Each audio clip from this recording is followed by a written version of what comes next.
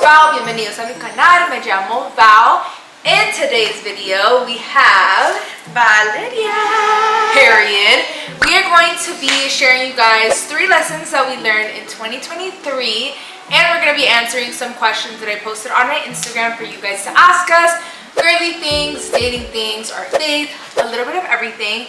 So let's get on with the video.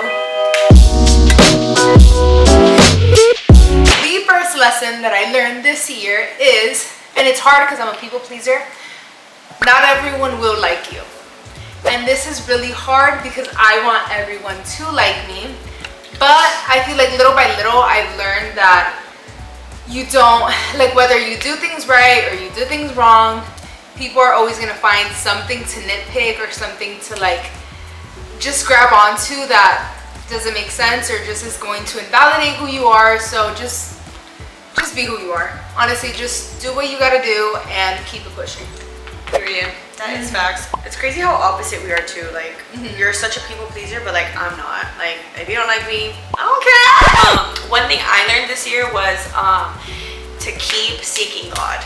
Like, that was my biggest thing, was just like, no matter in the good, no matter in the bad, like always just keep looking for God, seek Him more, seek His wisdom, learn about Him more, read His word more. And I'm still like, you know, I'm still growing in that, but that's the first thing I learned like this year. Like, that's like the top of my list, I would say, is keep seeking God and just growing closer to Him. Yeah, that is good, and that is priority. Amen. The next thing that I learned this year was if they wanted to, they would.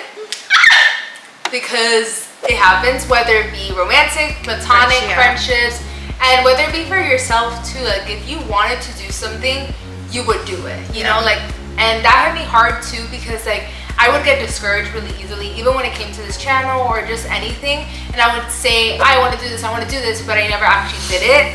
So it kind of like, it's okay, like where's my word and where's like that application and that accountability for myself in regards to romantic and platonic relationships. If a person cares, if a friend cares, if a potential cares, they will make time for you and they will make sure that they honor that and they don't just make up a whole bunch of excuses. I think it's really important that your yes is yes and that your no is no, and that you respect the other person, knowing that their time is valuable as well, and knowing that, you know, people have feelings, you know, like if someone wanted to, they would. Now, I've heard some exceptions for that, but I think majority of the cases is when a person wants to do something and you're determined to do it, you're gonna make sure to see it through. Yeah, that's good. I think the second thing that I learned was like enjoying the now. I used to be someone who was so focused on like what my future looked like and like, oh my gosh, I have to do this, I have to do this, I have to get to this goal. But like, instead of just like being in the present and enjoying like my moments where I'm in like, you know, enjoying my family, enjoying my friends, enjoying like myself, like just like, you know, spending time alone. And I think just enjoying like where I am right now, and it's like all the seasons that I've been through, I've just been trying to, I think, like enjoy that more instead of just like being like, okay, so what's tomorrow? You know what I mean? Or like, what's gonna happen in the next 4 months? Like, that was my biggest thing, of just like letting the future go and letting like God handle that, because He already has that planned out for me. You know what I mean? And just being like, okay, like I'm happy where I am right now. So definitely just like enjoying my now and enjoying like being present and not thinking about like what's to come. Right. Yeah. And I feel like that also like burdens us with anxiety, and like I can relate because I'm such a planner. Like I love to know what's happening, when it's happening, who it's happening with, that I just kind of get so focused on when plans don't fall through or don't come true that I'm like, oh, I had a very strict timeline for myself, and knowing that that didn't come true or that doesn't work out, I think there was a part of me that was just like, frick, wow, like you really can't be so structured with your life to the point where you are setting things that you can't control. And that's where the part of like letting God really take the lead when it comes to your life. Okay, like I'm the passenger, you take the wheel, and like just take me wherever you want to go, even if it doesn't look like what I want or at the time that I want it to be. I understand that you're good, and I know that you're taking me through these paths and through these journeys for a reason, to mature my character, to you honestly, like there's just so many things that we don't have to understand, we just have to obey. Throughout the whole year, there's just been one persistent Bible verse, and like it's happened to me in the weirdest like moments. Like It happened right before, it started right before her sister's wedding when we went to Leah's worship night. And like it just kind of like all throughout the rest of the year just popped up in different ways. And it's a very common verse. It's Jeremiah 29:11. The Lord just kind of like reminded me of that. Like when you take your eyes off of me, you're gonna drown. Like you're gonna sink. You're gonna let your anxiety come in. You're gonna allow your impatience to come in. You're going to allow your control for the future to come in and all these things. So for the last like maybe like majority of this year, it's been just eyes on me. Like that's everything that the Lord has been saying. And I think just the focus on me has been like my biggest like anchor and my biggest lesson, where it's like focus on me. Don't focus on what you thought was gonna happen. Don't focus on what you think is going to happen. Yeah. Just focus on me. That's good. My third lesson was definitely like learning to take care of my health.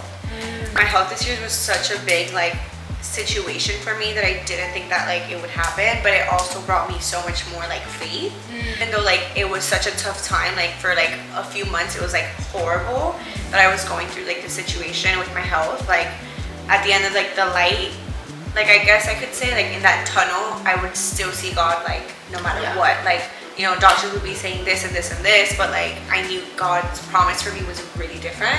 Definitely like learning to take care of myself, learning to just like work out, and like not just for like my physique, but just for my own like health, you know. Just taking care of myself and taking care of my health has been another thing that I've definitely learned this year. Could be so much better, but I have to take care of myself. I can't just be like, oh, God healed me, okay, I can go eat McDonald's every single day.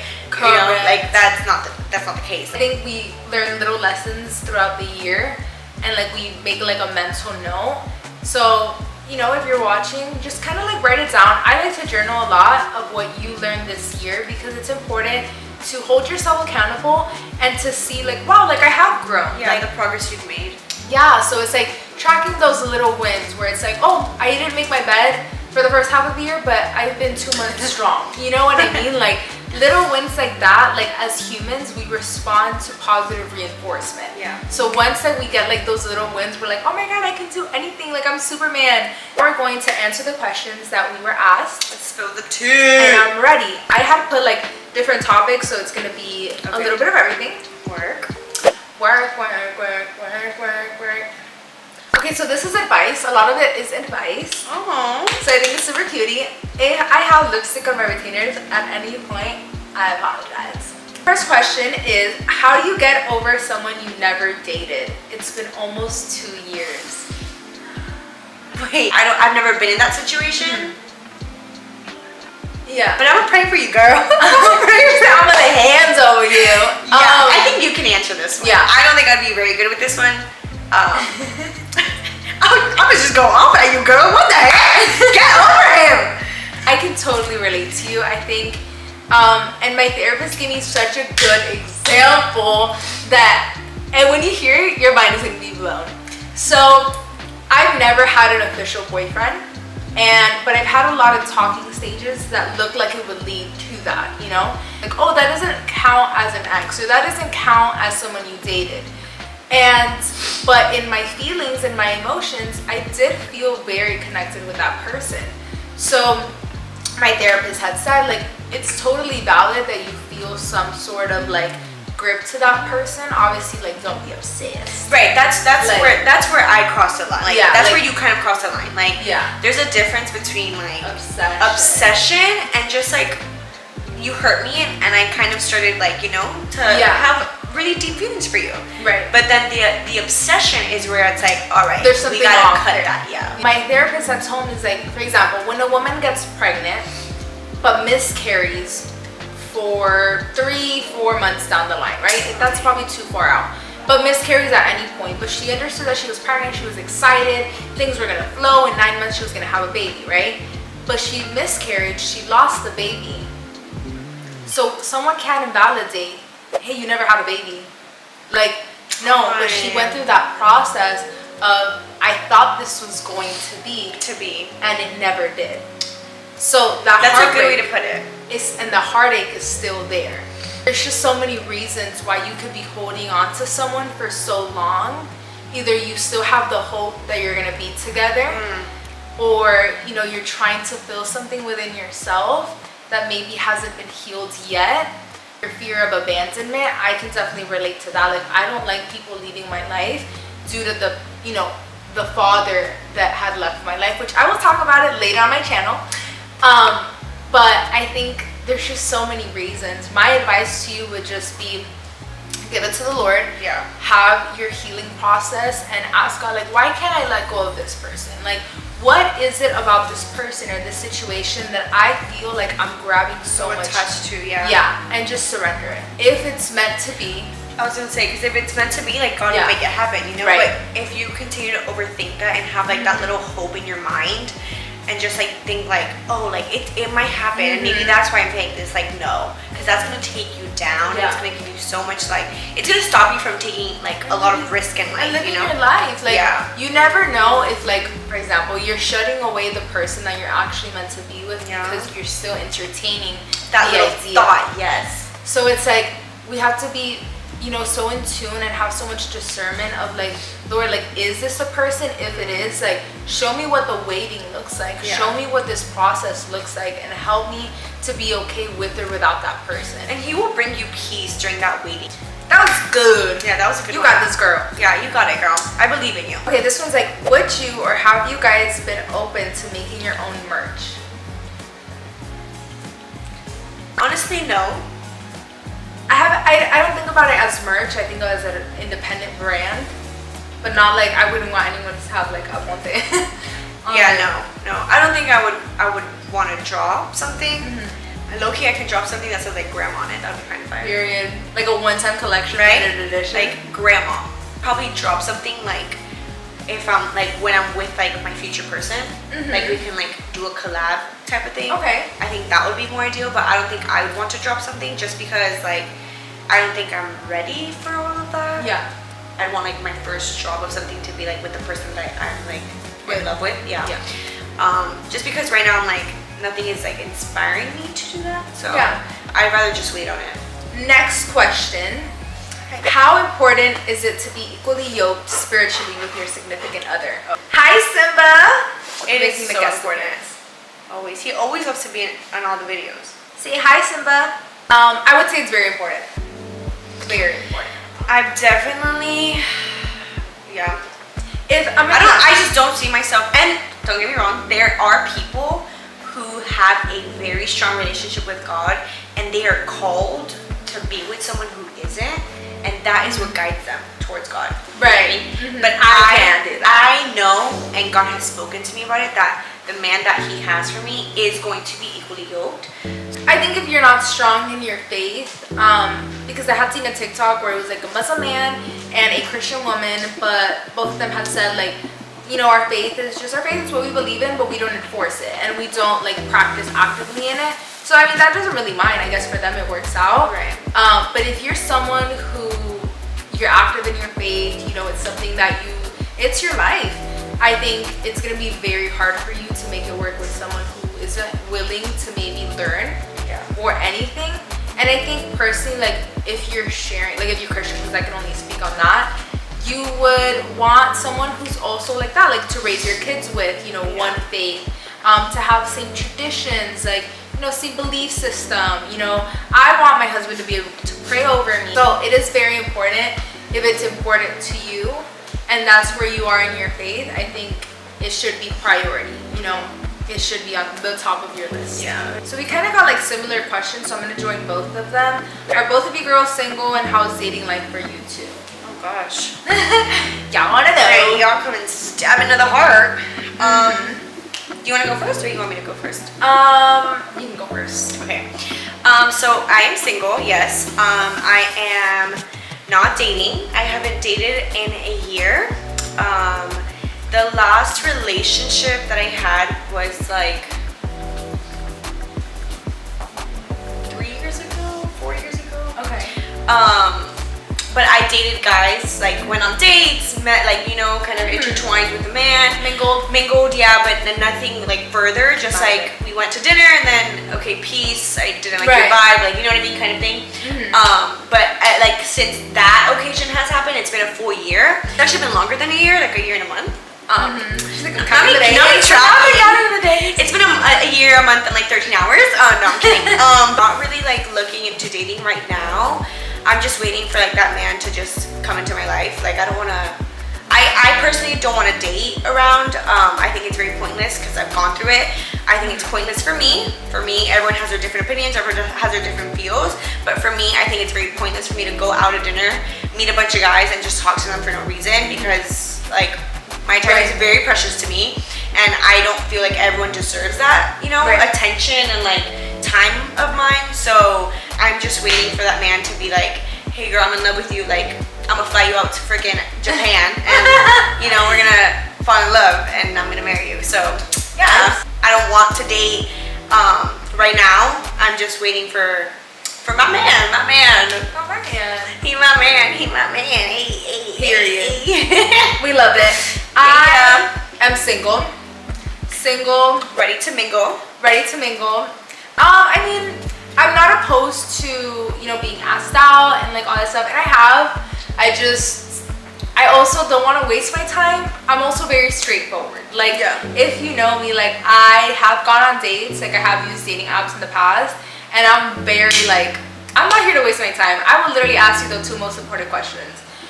What is your vision for your life? And do you have a relationship with God? If so, how strong is it? And if it's not as strong as mine, maybe you gotta know. Why? Because I'm not here to just wait around, you know, que me caigas super bien, like I love you, not like I love you, like we're vibing, and then you tell me I don't believe in God. Oh my God, I'd just be like, peace and the ease. So I ask him, like, I'll pay for my own food, thank you. Yeah, like I'll ask him in the first shot. And some guys find it intimidating, they don't talk to me ever again. And some guys are like, actually we're on the same boat and let's get to know each other. Dating life is, the last guy that I was talking to was about June-ish. Yeah. And that's it. Like I haven't spoken to anyone else after that. I'm not opposed to anything. I just am not actively like looking for it. Yeah. And just being like, yeah, like hit me up. Like it's no. It's also like my attention span is like this. Like if you're not interesting to me, like I will just be like, I just have too many things to do. I'm not saying I'm the world's busiest person, but I also like that my time is invested in things that will be of value. Yeah, and will blossom. Like they're not just gonna like stay there, you know? Because I'm like, for what? Like, boy, bye. Goodbye. Yeah. How would you guys get out of a toxic friendship when you have no other friends? I've had many toxic friendships, honestly. I had friends like from everywhere, and it was just like groups. Like it was like I could never like stick to people because like I felt like everyone was just so like nasty. Yeah. You know, but everything felt like a competition. Yeah, and it got to a point where like I got so tired of it, and like we kind of just like, and it wasn't bad. We kind of just like distanced each other. It was hard also because you have no one, like you have to go through this alone, and obviously during high school years, like you don't want to be like that loner. But if you're now in like your 20s and you're graduating high school and you're older, is that what they're? I mean, I can't really see. Can't really tell. I can't really tell. I think if they're like past your 20s, honestly, girl, drop that friend group, drop that friend, and just like seek yourself, seek joy in God, seek joy in yourself, seek love in yourself. Just find like who you are and who you love, and like that, like when you have that aura around you, things will naturally gravitate towards you. You know what I mean? The people that are meant to be in your life, they're going to come. Yeah. Like they're going to come. But you just have to drop like everything first, and it's gonna be hard for like the first few like, you know, days, months, but it's gonna come back to you, and it's gonna be like 1,000 times better. You're gonna be like, wow, I'm so thankful, like I left that like that group or that friend, you know. You have to know your worth and able to walk away, because if you don't, it's gonna be hard, because you're gonna cling on to like, no, but I'm gonna be alone, no, but but if you know what you're worth and you know what you deserve, being alone is better. Yeah, and being alone isn't a curse. Like it's not something that's bad. How we allow God in our relationships, like waiting for the person He has for us, it's also in our friendships. Like He cares who we do life with and who's going to be the future aunts and uncles of your kids. Yeah. Like trust. That's why my circle is like this.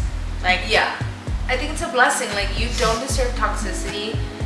but also auto-reflect yourself, because there's times where we have to work on things that maybe we're not the strongest at, and we can add to that toxicity. Us ourselves can self-sabotage a lot of relationships because we haven't worked on things that maybe we should work on. So how we expect someone to be in our... Sorry guys, the camera didn't die. It was a memory card. Just to sum it up, you deserve to have healthy friendships. And they will come. There's times where you're gonna go through seasons where you're gonna be very lonely, but it's okay to be able to get new. You have to get rid of old, and you will get the new. Next question. Okay.